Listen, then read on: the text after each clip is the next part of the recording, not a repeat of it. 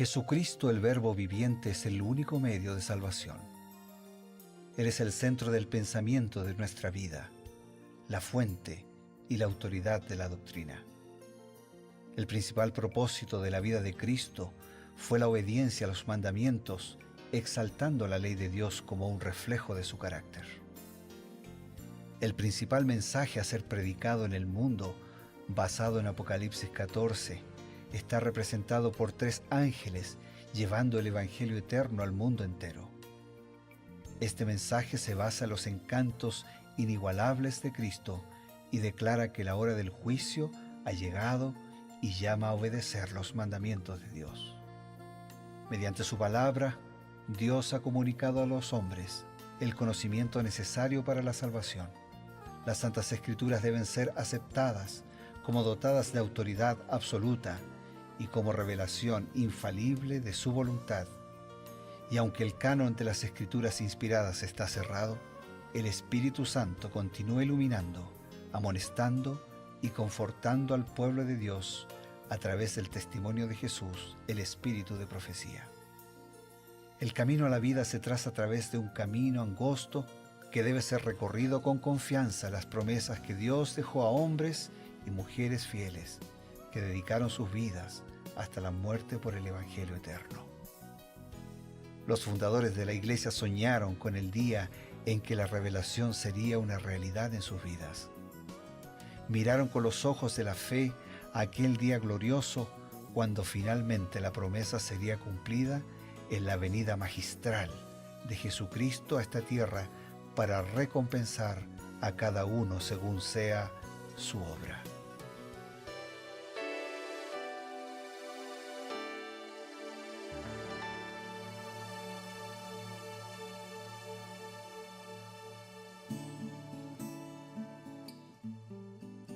Como cada día, esperamos este momento, este encuentro pactado ya con la palabra del Señor, con los libros del Espíritu de Profecía, con la inspiración que recibió Elena White, siguiendo a la misma manera que recibieron la inspiración los profetas del tiempo bíblico.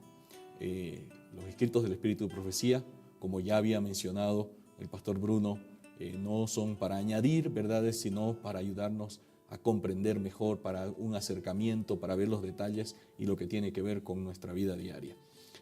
Vamos a dar la bienvenida a ustedes y de manera especial a quien nos acompaña cada día, Pastor Bruno Razo. Es una alegría tenerlo.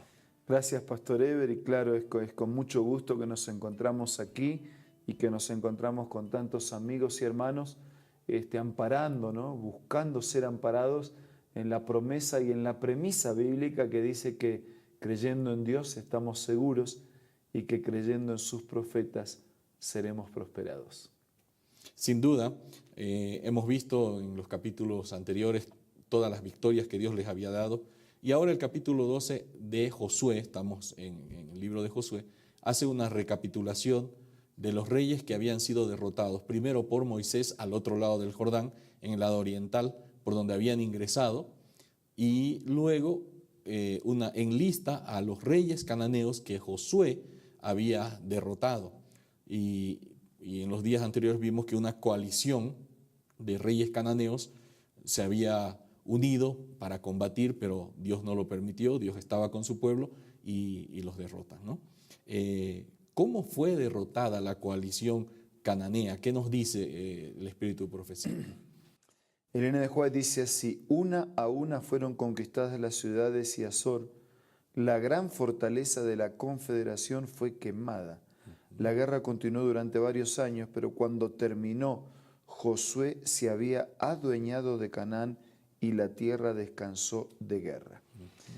Estas son algunas de las cosas que a veces a algunas personas les cuesta creer o aceptar de la Biblia, de Dios, ¿no? Porque en realidad Dios no es el inventor de las guerras. Claro. La guerra es el resultado del pecado, y el pecado fue el invento de la criatura y no del creador. Dios creó una vida santa, una vida perfecta y una vida para siempre. Pero la criatura se separó del creador. Y eso es lo que la Biblia llama como pecado. Y ahí empezó todo la triste historia de la humanidad, que incluye sus guerras.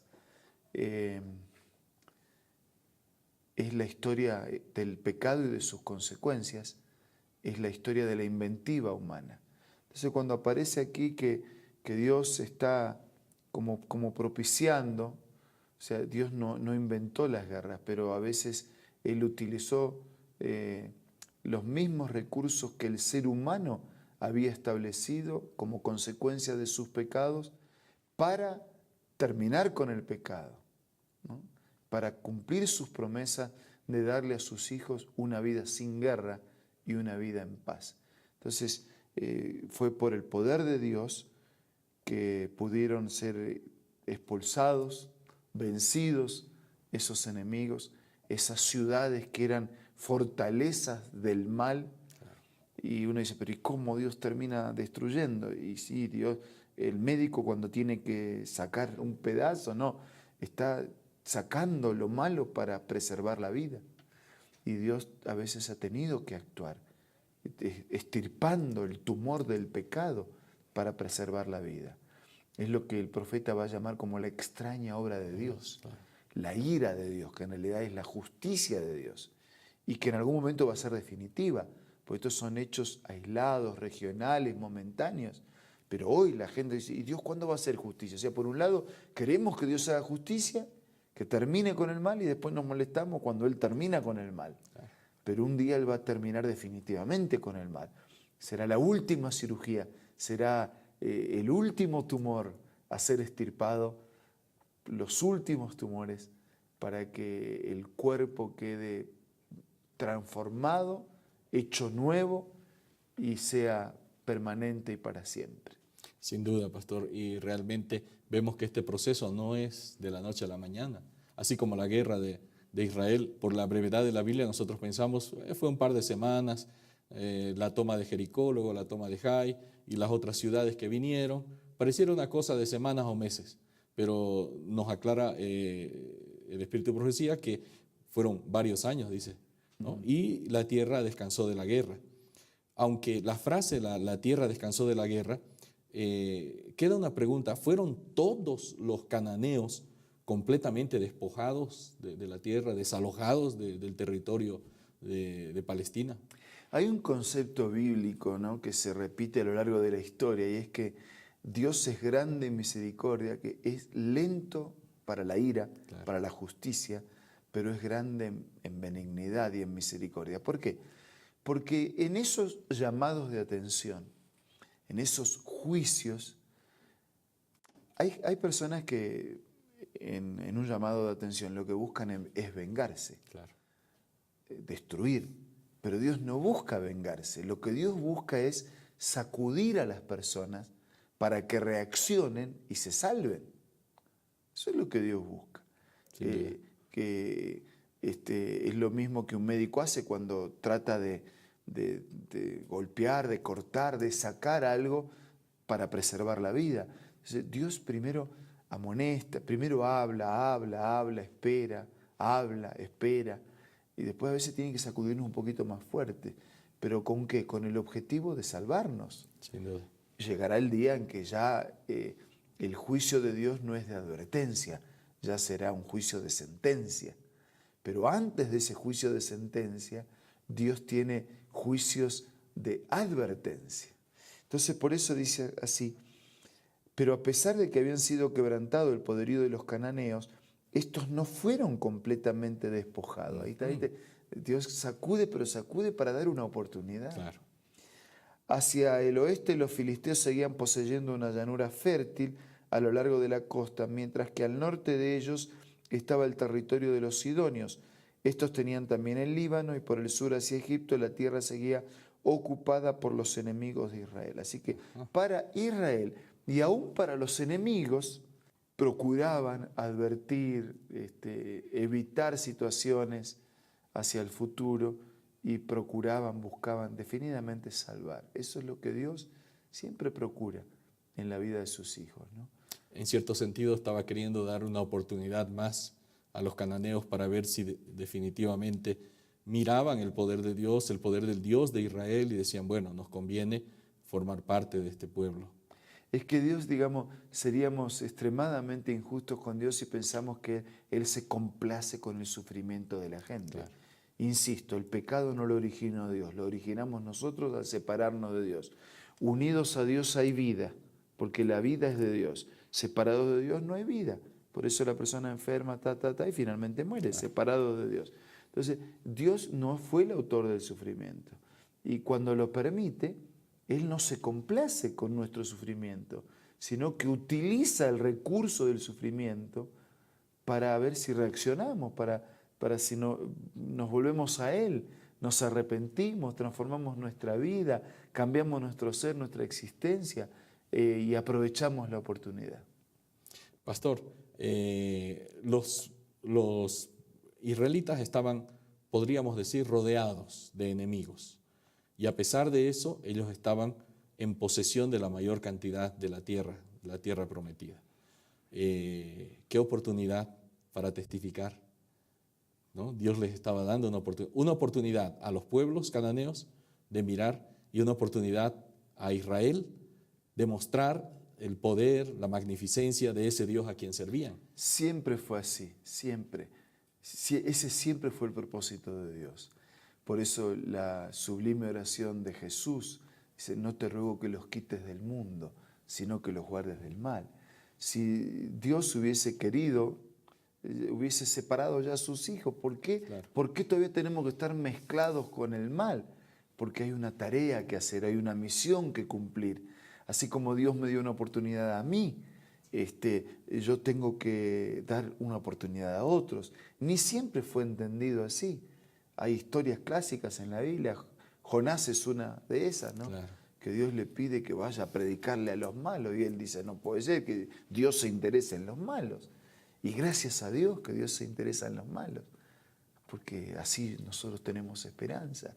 Y cuando Jesús lo criticaron, porque él daba oportunidades para los últimos de la fila, él así con la firmeza y con el amor que caracterizaban sus dichos y sus hechos, dijo, pero yo soy un médico y el médico se interesa en los enfermos, Claro.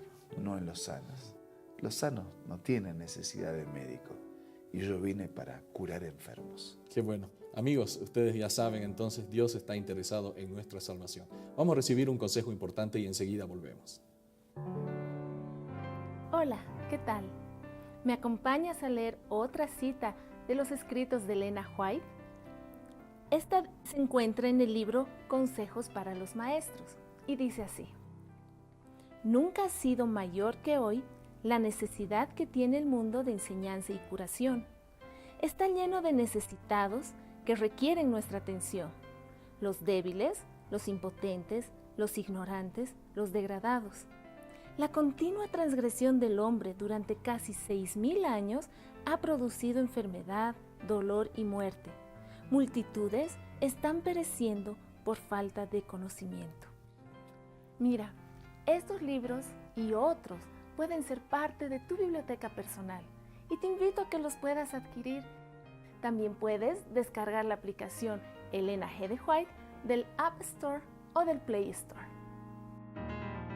Hemos recibido estas sugerencias importantes. La buena lectura realmente enriquece nuestra vida, nuestra mente, nos edifica nuestro carácter. Vamos a tener un resumen de nuestros consejos de hoy y también recibir la bendición a través de la oración. Yo digo así muy breve, no tiene sentido insistir en alejarnos de Dios cuando Dios insiste en acercarnos a nosotros. Y los resultados son claros en ambos casos. Ahora vamos a orar. Señor, gracias por tu insistencia de buscar, de amar. Abraza fuertemente a todos y en especial a los que más te necesitan. Oramos agradecidos en el nombre de Jesús. Amén. Amén. Esto ha sido un nuevo capítulo de Creer en sus profetas y una nueva reflexión. Amigos, nuestro encuentro el día de mañana. Hasta entonces.